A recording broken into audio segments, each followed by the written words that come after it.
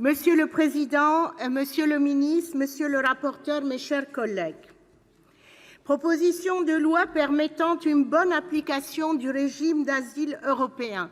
Tel est le titre trompeur du texte qui nous réunit aujourd'hui. Proposition de loi visant à la banalisation de l'enfermement des étrangers, proposition de loi visant à affaiblir un peu plus le droit d'asile, voilà des intitulés qui auraient reflété le véritable contenu de ce texte. En effet, les artifices rhétoriques n'y changeront rien.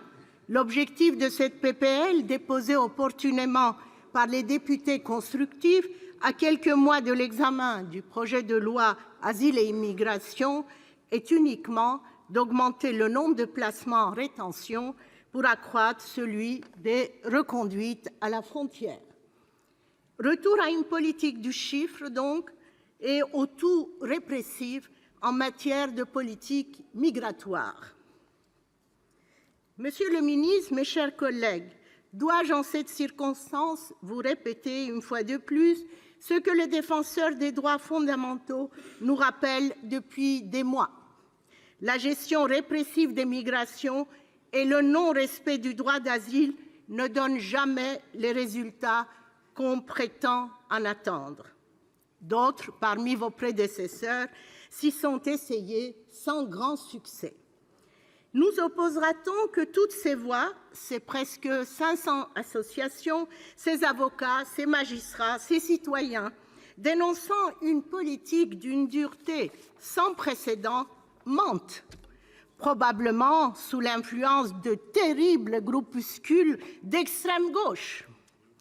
Dérisoire réponse. Que dira-t-on alors du défenseur des droits qui considère cette PPL, je le cite, constitue un tournant politique déplorable en termes de respect des droits et des libertés fondamentales? Encore un gauchiste. Le sujet est grave. Il s'agit de priver de liberté des demandeurs d'asile juste pour se donner le temps de déterminer l'État européen où ils sont arrivés d'abord et où ils ont laissé leurs empreintes. Il s'agit de priver de liberté des demandeurs d'asile contre qui aucune mesure d'éloignement n'a été prise. Comme le rappelle la CIMAD, aucune régression de cette ampleur n'a jamais été envisagée par le législateur. La rétention n'a pas été pensée pour enfermer les gens à titre préventif, pour les avoir sous la main et pour faire le tri entre bons réfugiés et mauvais migrants. Elle devrait uniquement permettre à l'administration, dans un délai raisonnable et dans le respect des droits fondamentaux, d'exécuter une mesure d'éloignement du territoire. Tout dans cette PPL, qui est dans la droite ligne des positions du gouvernement, vient heurter les principes fondamentaux du droit autant que nos convictions. Les demandeurs d'asile, même placés en procédure Dublin, sont en situation régulière et l'on voterait sans sourciller la possibilité de les priver de liberté. S'ériger contre pareille mesure, mes chers collègues, c'est défendre des valeurs, mais c'est aussi peut-être avant tout défendre la Constitution. Humanité et fermeté, tel est le nouveau slogan lancé par le président Macron et repris à l'envi par les membres du gouvernement. Sur la fermeté, pas de doute possible, les promesses sont tenues. Quant à l'humanité, on en attend encore des preuves.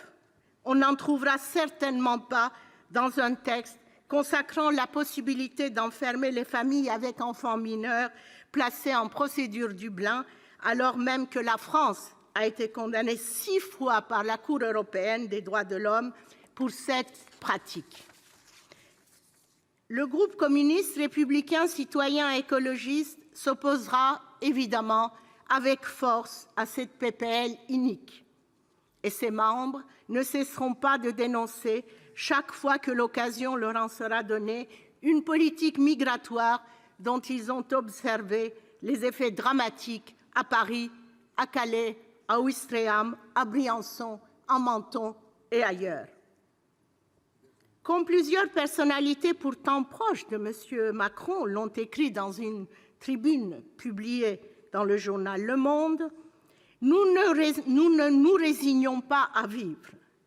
Je les cite. « Nous ne nous résignons pas à vivre dans un pays où l'on arrache leur couverture à des migrants à Calais, où l'on lacère leur toile de tente à Paris, où l'on peut se perdre, pieds et mains gelés, sur les pentes enneigées de la frontière franco-italienne, où des circulaires cherchant à organiser le recensement administratif dans les centres d'hébergement d'urgence. Comment pourrions-nous accepter, je cite toujours les mêmes, que des Érythréens, des Soudanais ou des Syriens humiliés dans leur pays, torturés en Libye, exploités par des passeurs criminels, terrorisés en Méditerranée et entrés en Europe par la Grèce ou l'Italie, puissent bientôt être privés de liberté en France? Je vous le demande. Merci.